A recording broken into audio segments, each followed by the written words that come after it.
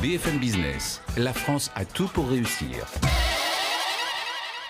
Yad, c'est l'entreprise que vous avez créée. Yad, ce sont des collants. Oui. Racontez-nous un peu le pitch en quelques secondes de ce qu'est Yad. Alors Yad, c'est avant tout une marque qui a une mission très particulière. La mission, c'est de s'attaquer au quotidien des femmes, c'est-à-dire aux articles qu'elles portent au quotidien, mais qui leur posent problème au quotidien. On va prendre ces articles, on va ajouter beaucoup de recherche et développement, et on va faire en sorte de faire des articles qui soient parfaits, du moins essayer de faire des articles qui soient parfaits. Et vous dites des articles, c'est avant tout, à l'heure actuelle, ce sont des collants quand même. Oui. Voilà. Est-ce qu'il y a d'autres produits qui vont venir ? Bien sûr.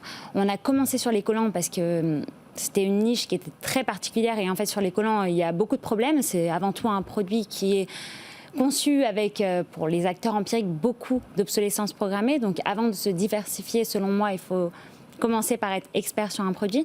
On a fait beaucoup de recherche et développement sur ce produit-là avant de se diversifier. On a ensuite attaqué le marché des culottes menstruelles, et à partir du mois d'avril, on intégrera le marché du shapewear, donc pour être une ligne 100% sur la lingerie éco-responsable. Alors si on se concentre sur les collants, donc il y a eu, vous l'avez dit, beaucoup de recherche et de développement. Les ventes maintenant, elles ont commencé. Combien de ventes en 2021 et les objectifs pour 2022 ? Alors, en 2021, on a vendu 50 000 collants, environ 11 000 commandes sur notre site. Pour 2022, on visait initialement x 2,5. Concrètement, on est parti pour faire x4.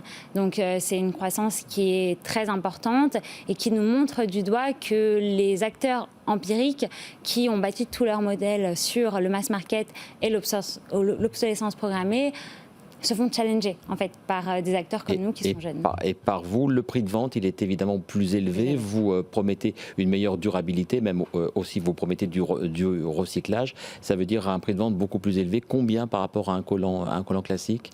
Je dirais que par rapport à un collant classique que vous allez trouver à entre 8 et 12 euros sur le marché, nous on vend un collant à 24 euros, c'est-à-dire à peu près x2.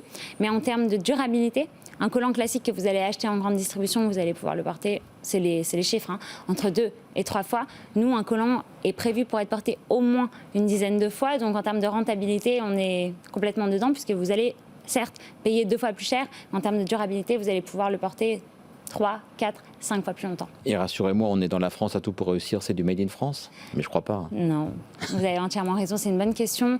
On aurait aimé pouvoir faire une Made in France. J'ai aucun complexe aujourd'hui à dire qu'on est Made in Italy, parce que l'Italie, c'est quand même aujourd'hui le fleuron sur les collants. On aurait voulu faire du Made in France. En revanche, les usines que l'on a démarchées n'avaient pas tous les points que l'on recherchait, c'est-à-dire à la fois le point de l'éco-responsabilité, des capacités de production, de la recyclabilité des eaux. Donc pour le moment, on conçoit en Italie, mais on n'exclut pas la France ? On n'a pas dit notre dernier mot. BFM Business, la France a tout pour réussir.